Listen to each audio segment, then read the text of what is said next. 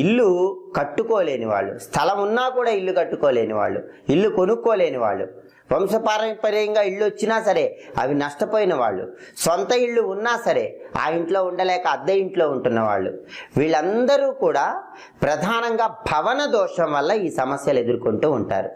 మరి ఈ భవన దోషం పోవాలంటే ఏం చేయాలంటే పరిహార శాస్త్రంలో ఒక అద్భుతమైన పరిహారం చెప్పారు. ఆ పరిహారం ఏంటంటే కందిపప్పు, మినప్పప్పు, పెసరపప్పు మర ఆడించి పిండిలాగా చేసుకున్నాక ఆ 3 పిండ్లు కలపాలి.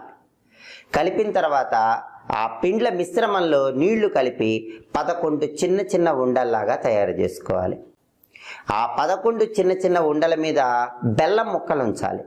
అలా బెల్లం ముక్కలు ఉంచిన తర్వాత ఆ 11 చిన్న చిన్న ఉండలు బుధవారం పూట గోవుకి ఆహారంగా తినిపించాలి.